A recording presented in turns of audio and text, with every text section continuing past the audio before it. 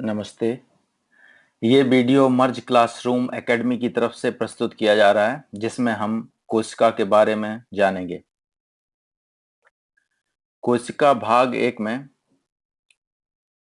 हम चर्चा करेंगे कोशिका क्या है, कोशिका की खोज किसने की, कोशिका कितने प्रकार की होती हैं, एक जीवी की कोशिका की संरचना और बहुजीवी कोशिका की संरचना में क्या फर्क है, और अंतःकोशिकीय अंग और उनके प्रकार।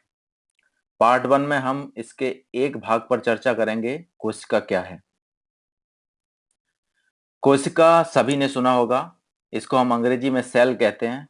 कोशिका सजीवों के शरीर की रचनात्मक और क्रियात्मक इकाई होती है और ये प्रायः स्वतः जनन की सामर्थ्य रखती है। रचनात्मक और क्रियात्मक से संदर्भ है कि ये शरीर की संरचना करती है, जैसे कि हमारे हाथों में की, पैरों की, आँख की, कान की, नाक की और अन्य भागों की। और क्रियात्मकता से मतलब है कि ये शरीर के क्रियाओं को नियंत्रित करती है, जैसे कि देखना, बोलना, सुनना, पाचन इत्यादि। कोशिका विभिन्न पदार्थों का एक छोटे से छोटा संगठित रूप है। इसमें कई सारे खनिज पदार्थ पाए जाते हैं, कई सारे अंतःकोशिकीय अंग पाए जाते हैं और इसमें वे सारी क्रियाएं होती हैं जिनको हम जीवन कहते हैं या जिनको हम सजीव कहते हैं।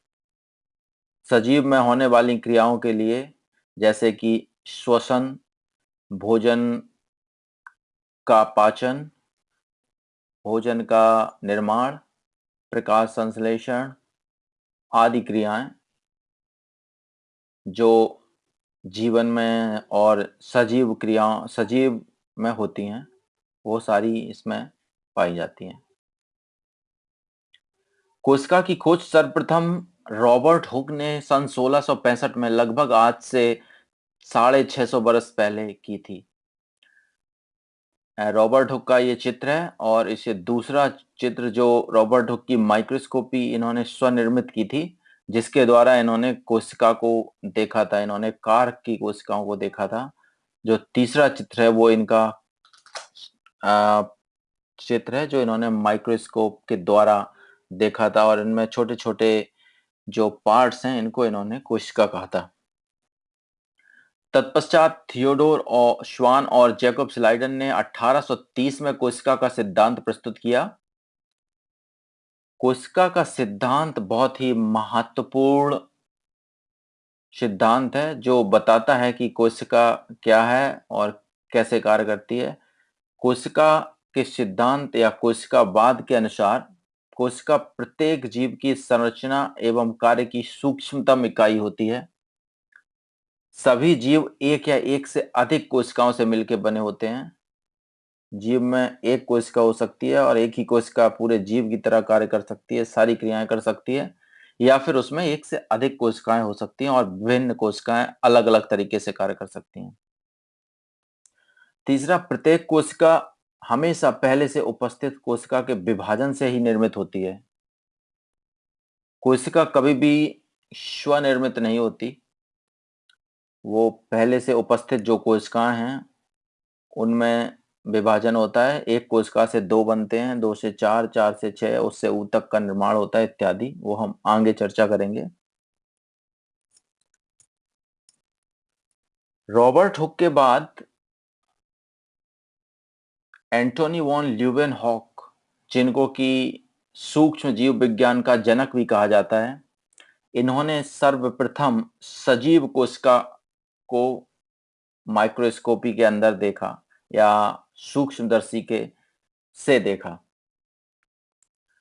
तो इनका जो इन्होंने सबसे पहले बैक्टीरिया या जीवाणुओं को देखा, इसलिए और उनका अध्ययन किया, इसलिए इनको सूक्ष्म जीव विज्ञान का पिता भी कहते हैं या जनक कहते हैं। आप देखेंगे जो दूसरा चित्र है वो इनकी स्वनिर्मित माइक्रोस्कोप है, जिसकी सहायता से इन्होंने विभिन्न सजीवों को देखा था। यहाँ पे जो स्थान है जहाँ पे हमने पॉइंटर किया हुआ है, यहाँ पे इन्होंने जो जीवाणुओं का जो सैंपल था उसको रखा और फिर यहाँ पे लेंस लगा हुआ, उसकी सहायता से इन्होंने उसको देखा था। इस नॉब से इसको आगे पीछे नियंत्रित कर सकते हैं। और जो तीसरा चित्र है, इसमें इन्होंने सफेद रुधिर कणिकाएं देखी, लाल रुधिर कणिकाएं देखी, ईस्ट की कोशिकाओं को देखा था और इन्होंने उनकी इस तरीके से ड्राइंग की है। स्पर्म सेल, ह्यूमन के स्पर्म सेल्स को देखा और जीवाणुओं की कोशिकाओं को देखा था। Robert sorry Antony von Leeuwenhoek के कुछ महत्वपूर्ण कार्य हैं, जैसे कि बैक्टीरिया की खोज जो इन्होंने सन 1674 में की। इन्होंने रिक्तिकाओं की खोज की थी, या इनको अंग्रेजी में वेसिकल्स कहते हैं। इन्होंने मांसपेशी धागों की खोज की थी सन 1682 में।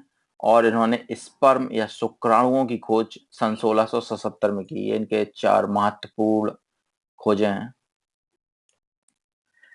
कोशिका के बारे में कुछ तथ्य हम जानते हैं। कोशिका शरीर के निर्माण की सूक्ष्मतम सजीव इकाई है, जैसा कि हमने पहले भी बताया।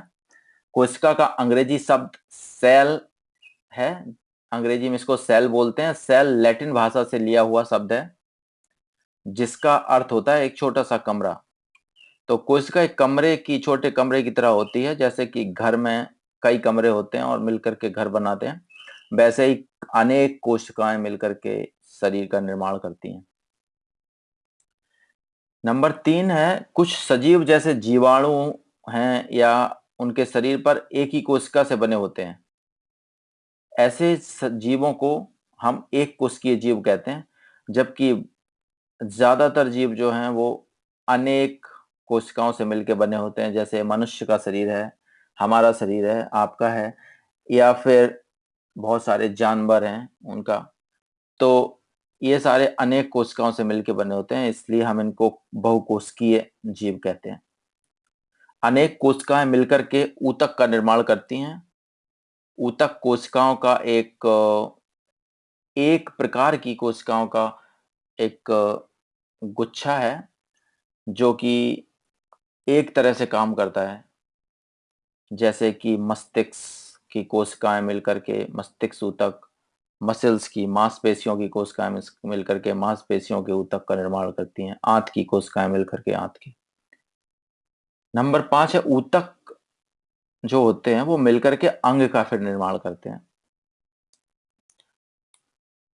और कोशिका का जो इतिहास है वो रॉबर्ट हुक से शुरू हुआ। रॉबर्ट हुक ने जैसे बताया 1665 में कॉर्क की एक पतली परत पर मधुमक्खी के छत्ते के जैसे कोष्ठक देखे थे। मधुमक्खी का छत्ता सबने देखा होगा, उसमें छोटे छोटे कोष्ठक होते हैं। इस तरीके से इन्होंने कॉर्क की कोशिकाओं में देखा और इन्होंने उसको उस एक उसके एक पार्ट को या हिस्से को इन्होंने कोसा नाम दिया था। 1674 में फिर एंटोनी वॉन ल्यूवेनहॉक ने जीवित कोशिकाओं का अध्ययन किया। वैसे हमने बताया कि इन्होंने जीवाणुओं की कोशिकाएं देखी थी, इन्होंने ईस्ट की देखी थी, सफेद रुधिर कणिकाएं देखी थी। और उसके बाद रॉबर्ट ब्राउन ने केंद्रक, जो कोशिका के अंदर पाया जाता है, जो कि पिता से या माता पिता से बच्चों में लक्षणों का आदान प्रदान नहीं, उसको ट्रांसफर करता है, माफ सॉरी। तो इन्होंने केंद्रक और केंद्रिका का पता लगाया। तदो रचित नामक वैज्ञानिक ने फिर 1824 में कोशिकावाद प्रस्तुत किया था, या सेल थ्योरी प्रस्तुत की।